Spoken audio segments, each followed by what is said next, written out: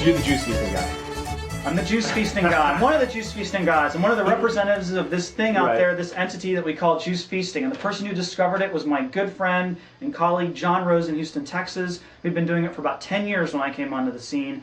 And John was calling it juice fasting. Sometimes he'd use juice feasting as a descriptive term. And had coached several thousand people at the point that he came in contact with me.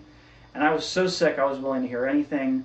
And he said, you need to eat raw foods and you need to go on this juice fast.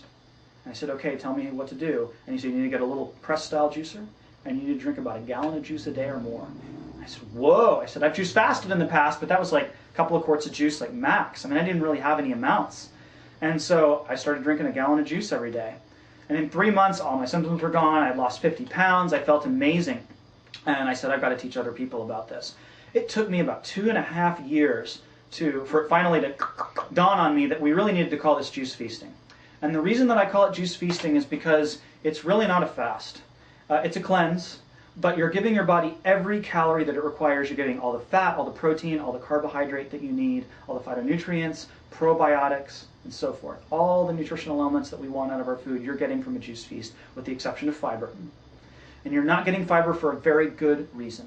And it's because you actually turn your body on to house clean, just as if you were on a water fast or a juice fast. When your body doesn't have to work very hard to access the nutrition, it will start to clean house. And when there's no fiber, or very little fiber going through your intestinal tract and your colon, all this other matter that's been in there for a long time, that's caked onto the sides, start to fall away. Stuff that's in the little diverticula that people may have in their colons starts to come back out and leave the body.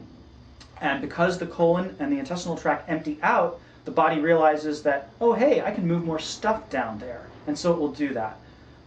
4 goals of juice feasting, or any cleanse. We want to cleanse, we want to rebuild, rehydrate, and alkalize.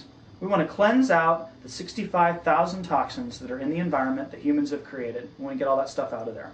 We want to cleanse out all of the toxic fats that are in our system.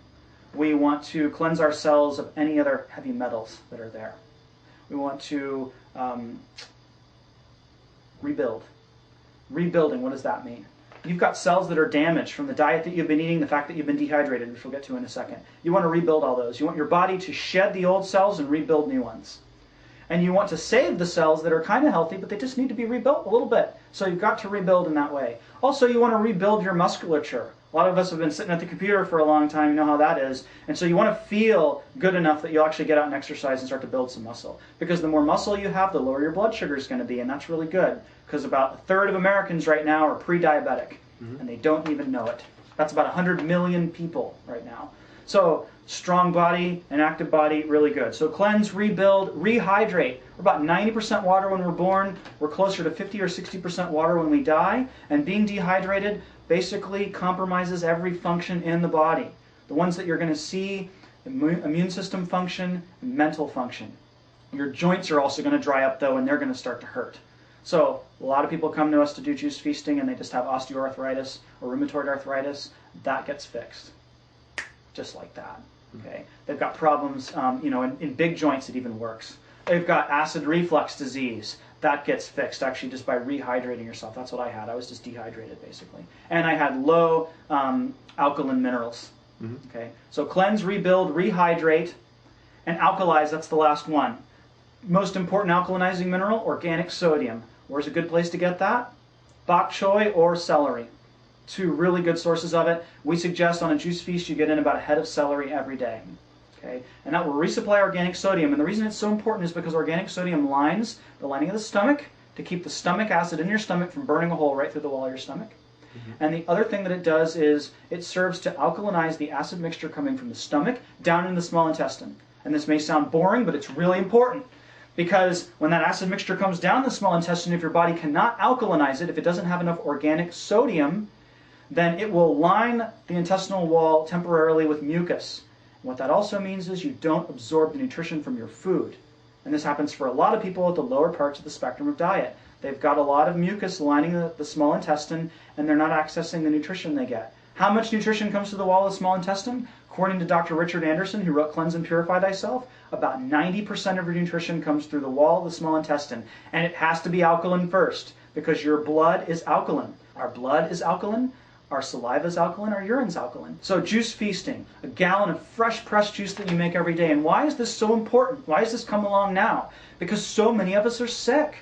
And look at the economy. I mean, you're paying $4.50 a gallon for gas. Food is going up just as high in price because food is made more from oil than soil, according to Jeremy Rifkin. So your food costs are going up. And we're being really pressed. 30% of Americans right now, as of today at least, owe more on their homes than they could sell their homes for. And they've been paying on their homes already. So you can't even move without losing money. College tuition is through the roof. People can't afford to travel as much. We can't afford as much for food or anything. So we've got to find something that we can do that doesn't cost a lot, that can still derive huge benefits. Oh, and the one I didn't mention, healthcare costs, at least in the United States. If you're fortunate enough to live in a country where your healthcare is provided because of a socialized system, that's great. But if you live in the United States, you're afraid that if you quit the job that you don't like, you won't have the health insurance to pay for the ill health that you have. And you won't have the money to pay to go to any kind of one of the great centers out there to actually take care of your health. Western society needs something that everybody can access, no matter where they are on the economic spectrum, so that they can heal themselves significantly. How long are people drinking a gallon of juice a day? People who've never fasted or cleansed before are going 60 and 90 days. And you can do it for a week if you want to. But to totally heal the health challenges that we have takes somewhere between 30, 60, 90 days. And I've had students go out as far as 120 days on nothing but juice and superfoods. And all this is explained on juicefeasting.com.